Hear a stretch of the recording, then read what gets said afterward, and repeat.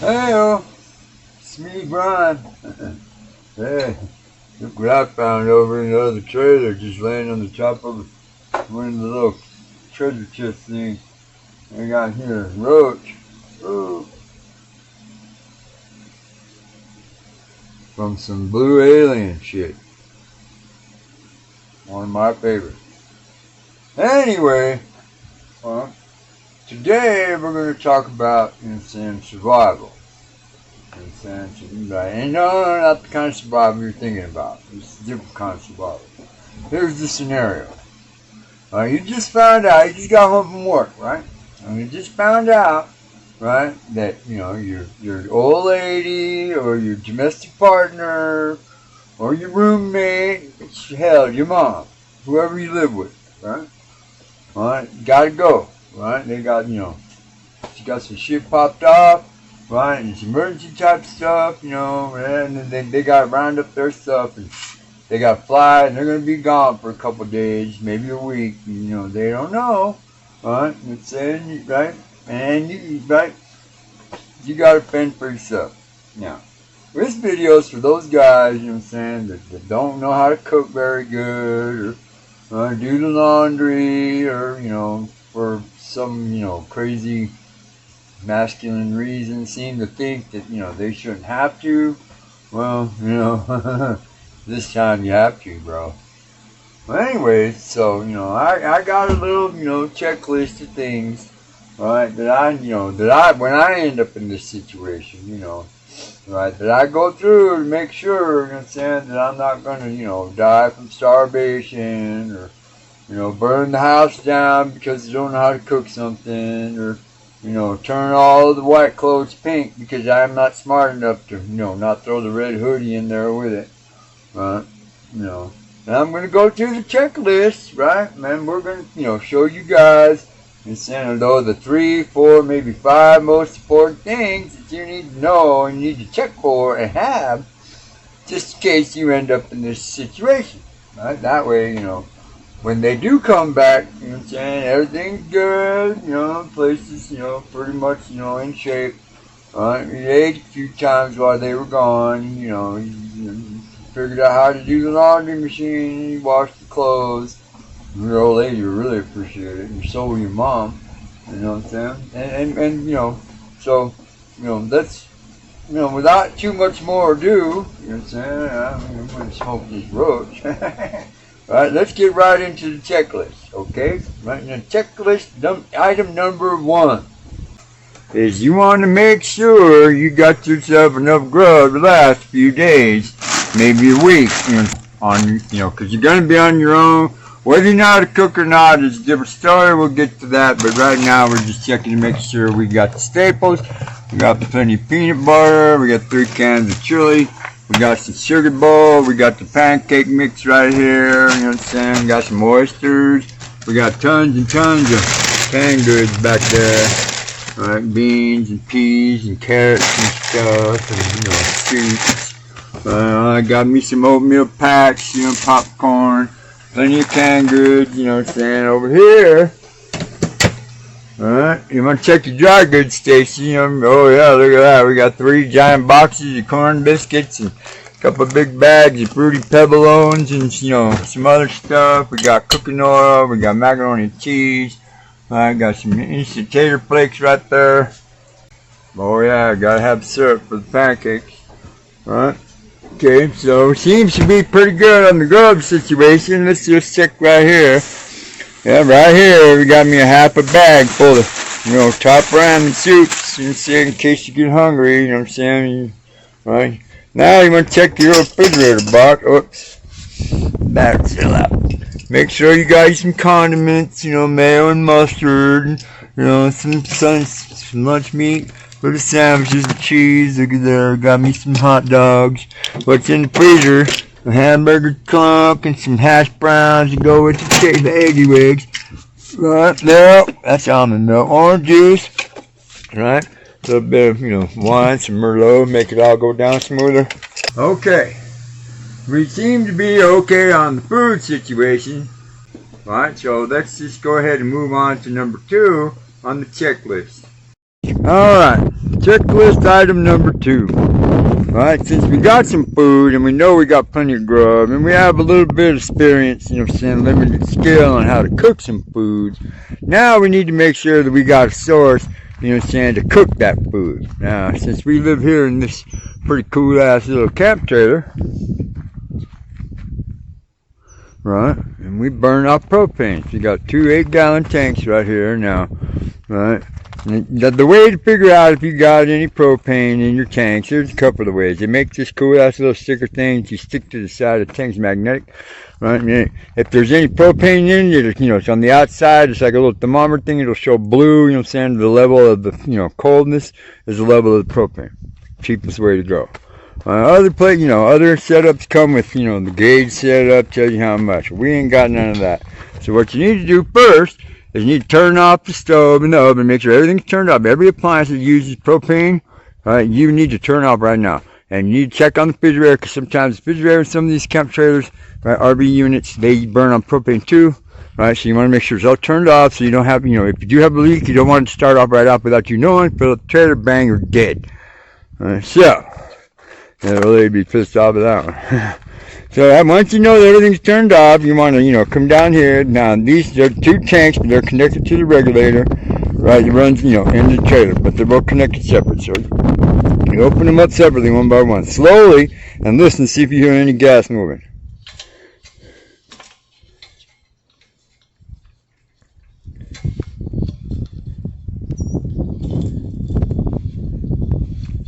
No, I don't hear anything there. No smell neither. So that one's probably most likely empty. Now this one here you want to open up slowly.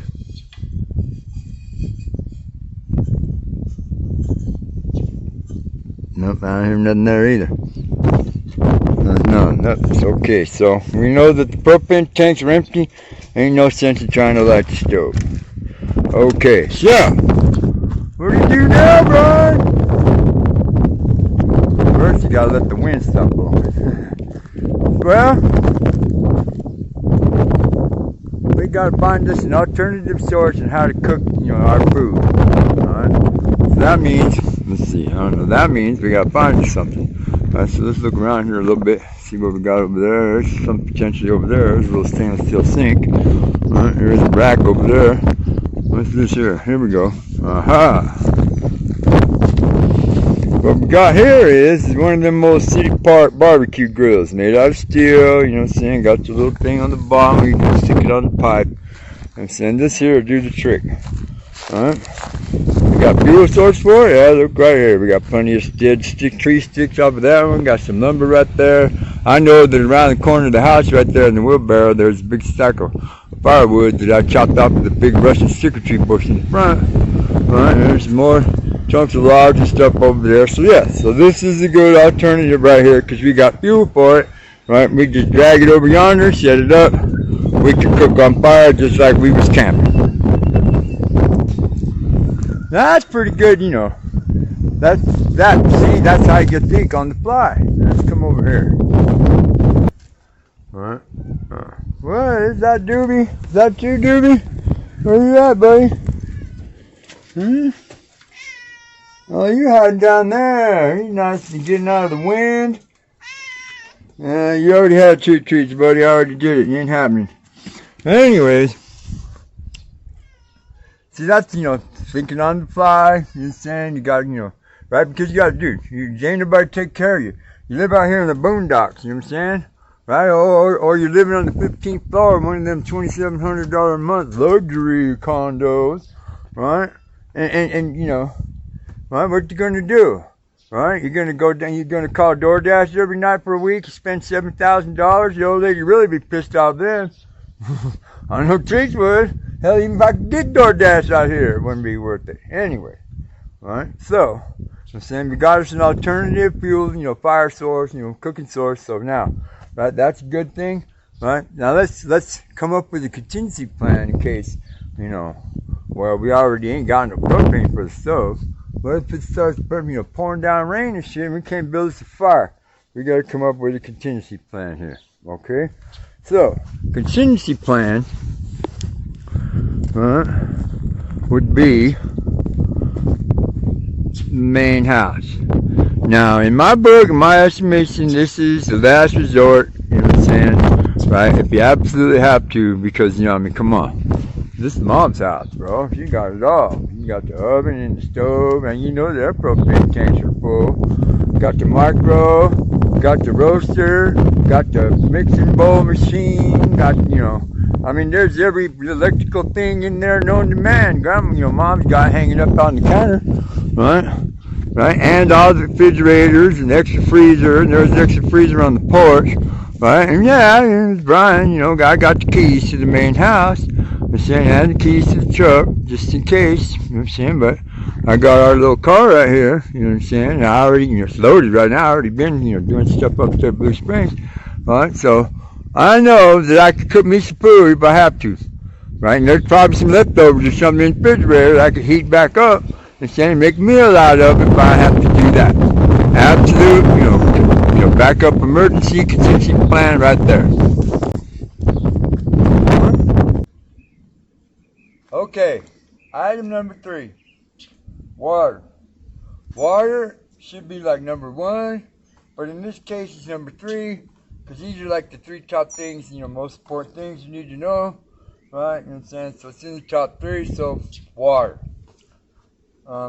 Let's see. Starting way back, you know what I'm saying, with them cave dudes, Bob and Ted, right? You know, man, you know, needed water. They came to this understanding. Let's see, let me think. Carl Sagan, Albert Einstein, Marcus Aurelius, one of my personal heroes, Seneca, Plato,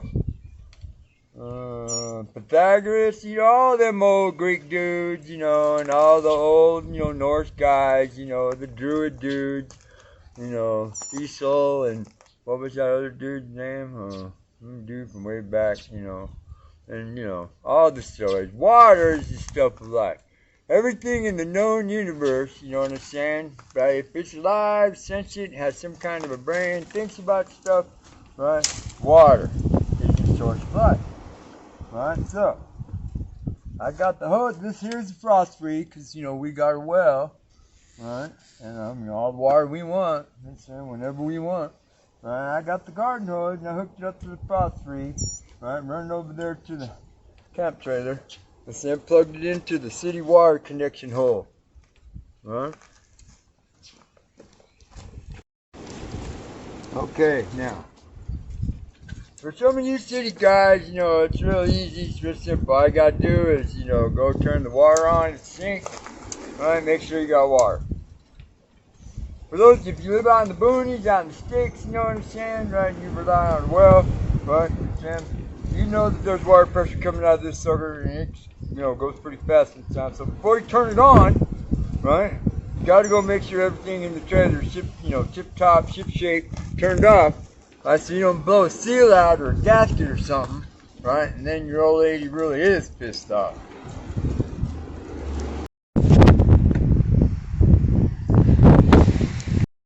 Okay, so we checked everything, everything's set up, you know, everything's good and tight and all that stuff. So now the moment of truth, right? We got water. Okay, you want to let it run a little bit, you know? Just getting any bad stuff out of the pipes if there's any. You know what I'm saying? But yeah, look, we got water. Wash my hands and face, cook some food, wash the dishes. This here's the bathroom. Alright. Well, I haven't turned any of the valves or anything on yet because we're not going to use it right here, you know, in the beginning, in the interim. Right? You know what I'm saying? It is pretty roomy. It's got a little tub, you know, right? Right? And all that stuff, a little toilet, you know what I'm saying? We're not going to use that. We're only going to, for the right now, right, maybe later, but I know that it works, right? So we're just gonna, you know, go from there. I gotta leave the door open because Sissy the cat likes to hide in the little cabinet right here. She likes to hide right there and hang out. So, right now, there we go. Water. That's the 3 most important things right there, right? So now that we got that covered, let's move right along and sit down here and let's talk about item number 4, right, and item number 5. Okay, item number 4. Now this might not pertain, you know what I'm saying, because you might not have any, little animal friends, living in your house or something. But if it does, if you do, you know what I'm saying, here, I'll give you an example. From that, right now, I'm responsible for the health and the welfare of Doobie, Jack, Sissy, which is those are Treasa's 3 cats, right? And then, I'm also responsible for Nellie, the little dog. She's a Opsolopso. She's hiding over there in the car right now, right? Because Grandma was babysitting, Nellie, because Tasha, the granddaughter, has been working her butt off at work and up on the mountain for the B&B project. You know what I'm saying?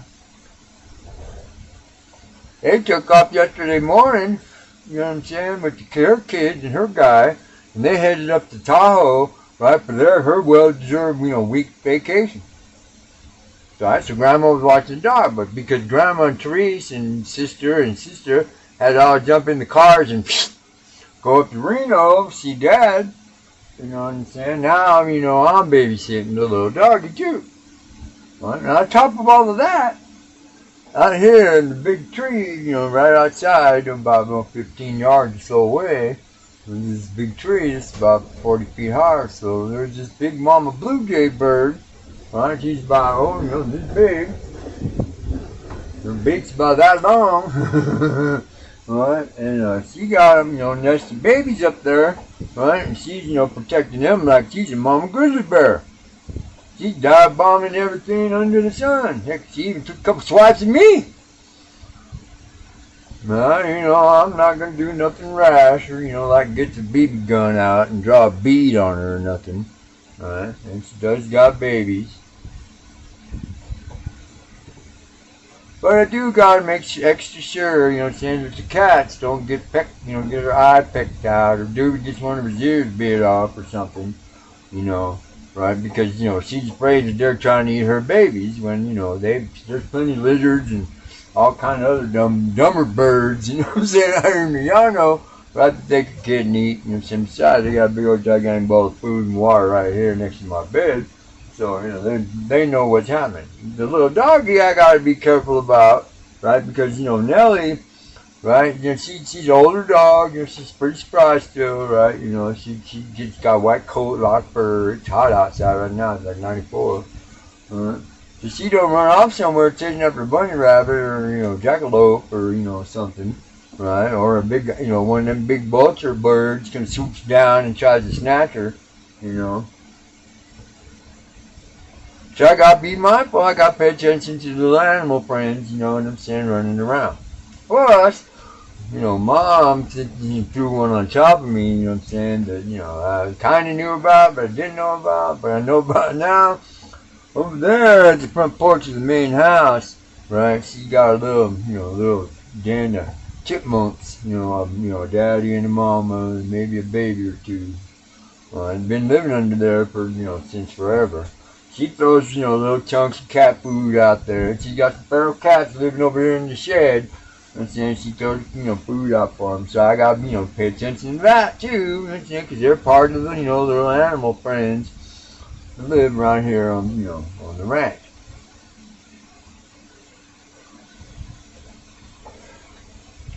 All right, now. See, so, pay attention, guys. You know what I'm saying? If you got this far in this video, then I'm you. Right, this about you. Now, that leads us into checklist item number 5. Right, you gotta make sure, right, now remember, this is the top 5 most important things you gotta check for.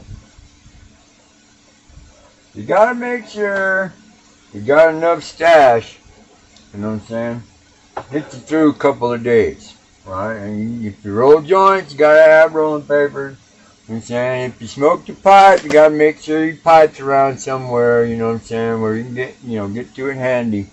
Right, right. So, in those days when it's kind of rough, you know what I'm saying, at work, you know what I'm saying, and then you try to get home in a hurry on the freeway, and the freeway was all clogged up because the popo had somebody pulled over or something. You know what I'm saying? You just want, and you don't want to stop at the bar for a happy hour, you know what I'm saying? And, you know, you're on the way home, get caught by that same popo because you was, you know, DWIing and stuff. Right? So, but when you want to get home, you want to make sure you got, you know, some stash, right? So you can roll your fatty, you know what I'm saying? Kick back, right? You know, smoke the rest of the day off, you know what I'm saying? Feel better about yourself. Okay. Now, those are the top 5, you know, things you need to check for, you know what I'm saying, right? You know, survival tactics, you know what I'm saying, so in case your people, you know, have to go, right, and you're left by yourself. Now, there's a couple other ones, you know, surface ones, you know what I'm saying, that, you know, they need to be taken care of too, you know what I'm saying, and, you know, this falls back into that, you know, macho mindset, bro, you know what I'm saying, you know, you're going to have to do it now. You got to. I mean, because look, one of them is laundry. If you don't know how to do laundry, that's not an excuse. Look up here in the search engine on YouTube, type in the model of your, you know, wash machine, laundry machine, and the dryer. Right? Find you some videos to show you how to work them. Right? There you go. Bingo. Right? And right off the top, your old lady will love you even more. Your mom will appreciate it. Your domestic partner, you know. Alright, just be mindful, follow the directions on the bottle of, you know, laundry soap stuff, and, you know, if you're using the pods and saying don't be smoking them or nothing. Alright, okay, and the last one is, you know, in general, cleaning up the place, the house, you know, the gate. Now, yeah, we're still, you know, in the process of moving in here, right, so, you know, it's just pretty tracked up right now. Me walking in and out, bringing in dirt and shit. The kitties, you know what I'm saying? The dude's out there probably rolling in the sand right now, loving every minute of it.